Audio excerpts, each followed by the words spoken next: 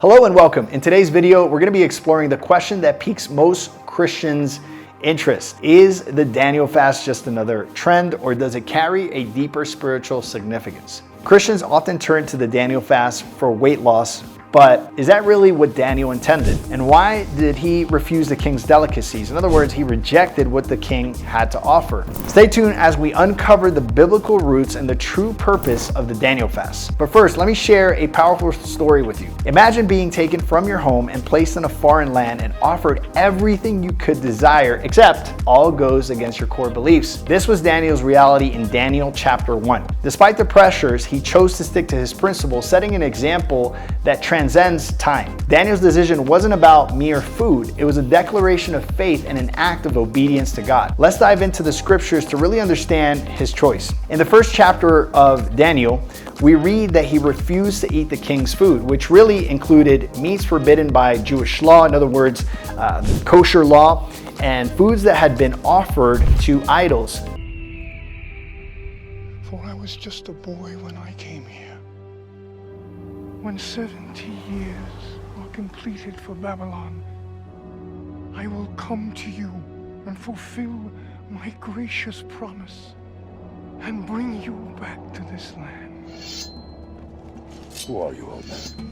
Instead, Daniel asked for vegetables and water. This choice was less about dieting and more about devotion to God. Fast forward today, the Daniel fast is a 21-day commitment to eating plant-based foods and abstaining from meats, sweets, and processed foods. More importantly, it's a period of intense prayer and connection with God, mimicking Daniel's own spiritual journey. I hear participants often report to not just physical benefits like weight loss and profound spiritual renewals, they experience a clearer mind and a stronger prayer life, a deeper sense of closeness to God, and an array of other benefits that come as a byproduct of going on the Daniel fast. So, is the Daniel fast just another diet trend? It appears not. It's a modern echo of the ancient practices of faithfulness and seeking God. Whether you're looking for spiritual or physical cleansing or just renewal in general, the Daniel fast encourages you to return to simplicity and purity, both in diet and in spirit. So people ask me all the time, JT, I'm a Christian, should I go on the Daniel fast? And my answer is, I think it's a good plan, but I don't know if it's a sustainable plan for the long term. And that's the only thing that concerns me with the Daniel fast, is that while you're doing it, you're great. But then what are you transitioning towards?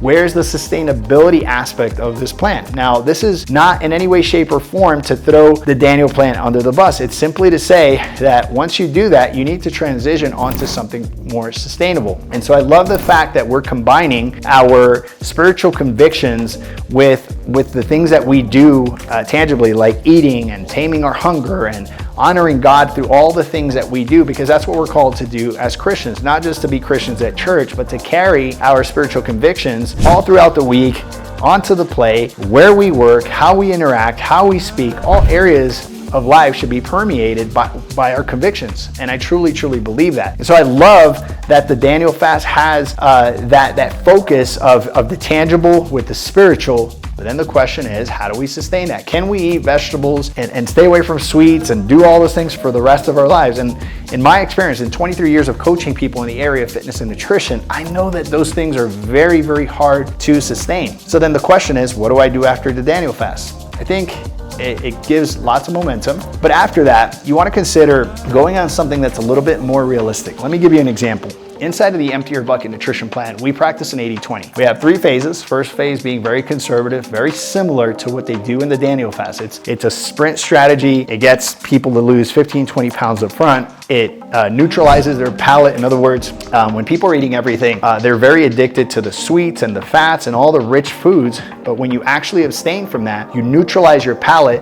And what this allows you to do is when you go back to those foods, you don't want them or need them as much as you want them or need them in that moment, which is super powerful, because at that point, no coach, no program has to tell you don't do this or don't do that, but instead you can self-regulate because your palate has changed. So after that, in phase 2, we go into carb cycling. We understand that carbs are not to be demonized, but that we are to be careful with carbs, because if we overdo carbs, this is usually what gets people in trouble. So in that phase 2 of carb cycling, we reincorporate some of the slow digesting carbohydrates like brown rice, couscous, quinoa, of course your proteins, your salads, your fats in specific portions. And then in phase 3, we transition onto something that is very, very sustainable, and it speaks about intuitive eating, which you can't just jump into intuitive eating. You actually have to train your palate before doing that. We do that in phase 1, phase 2, and then when you get to phase 3, you can practice intuitive eating in a very, very productive and sustainable way. So I love the Daniel fast. If you decide to do that, that's great, but make sure that you're transitioning onto something